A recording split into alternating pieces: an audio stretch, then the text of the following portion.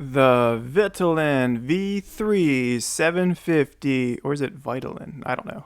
Electric bike, we'll call it the V3. The V3 is faster than other electric bikes in its class that I've reviewed. I couldn't decide which one I wanted, so I bought 6 and simply returned the ones I didn't want. The V3 has an average cost of $1,000 to about $1,200. I did purchase mine on Amazon. The company claims 750 to 1,000 peak watt output, 48 volt, 13.4 amp hour removable lithium battery, max load capacity of 330 pounds, and a total curb weight of the bike being 64 pounds, although mine weighed in at 59.7 pounds without the rear rack. If you're in a hurry, I'll cut to the chase. It's a good bike. I give it 2 thumbs up. Get it. For everyone else, let's get into the details. I've owned this for about a year now without any problems, though I haven't ridden it nor do I plan on riding it in the rain or soft sand. However, 90% of my rides have been on dirt or gravel bike trails. I did test customer service. At the time of this video, customer service is very good. I believe they were only available online, but they are quick to respond and very helpful. The company claims 28 to 50 miles on a charge. I absolutely believe that. I never ran the battery dry, but from a full charge I rode it about 30 miles on level ground and the battery only showed about half full when I was finished. However, my friend with the same bike said after about the half line the battery seems to lose storage at a faster pace, though I can't confirm that myself. That being said, I wouldn't want to run it for more than 30 miles even though it is very smooth. The 50-mile range it advertises seems realistic and is more than enough for most people. Average cruising top speed is easily in the 30s for people my body weight. I weigh about 160 and I have gone about 40 miles an hour with it. Compare that to the regulated top speed of about 20 miles an hour on other electric bikes. It's pretty good. It has cruise control in electric mode, which works well. I thought I'd never use it, but it did come in handy. Acceleration is between medium to high for its class, but I prefer to say that acceleration is about right.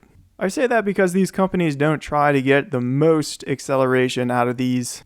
It is electric, so they could easily design it to put out way too much power on the low end, and they intentionally do not. Instead, they try to make the throttle accelerate comfortably, and that's what they've been able to achieve here. So, like I said, acceleration is about right.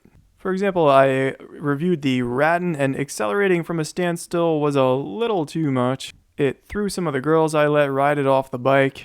Still, the V3 is very fast and top speed for both bikes is about the same. In fact, in all, I'd say the Radin and the Vitilan were about the same in terms of price, weight, build quality, performance, and customer service.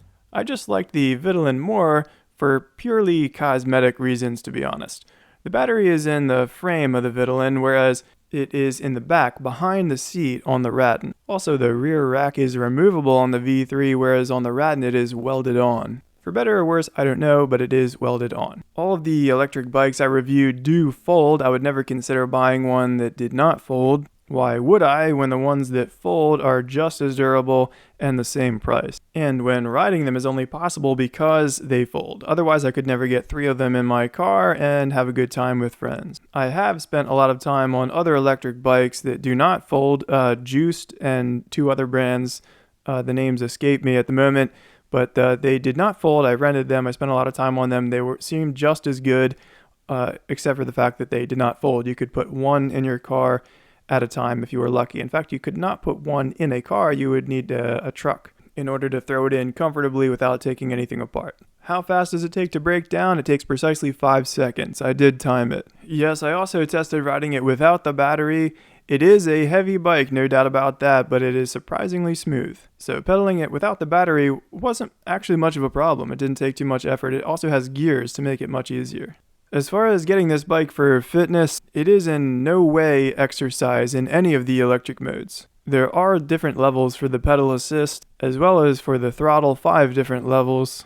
But those levels seem to only adjust the speed, not the effort you put into pedaling. Still, related to health, there are many social and psychological reasons to get it. I run about 90 miles a week, so I don't do it for exercise at all. It is just for the social benefits and getting out in the sunshine and the fresh air and all that. It's a lot of fun. My friends and I have a blast. They always put a smile on people's faces. I guess I'm something of a size queen, so when I see one with a lot of output, like the 750 to 1000 watt, I usually just go for that first, but that doesn't mean that it's necessarily better than a 500 or a 250 or a 350. It really depends on what you plan to use it for. For example, I have a 500 and I find myself grabbing that one more often just because it's lighter and I know that I'm not going to be riding very far, 5 or 10 miles, cruising around.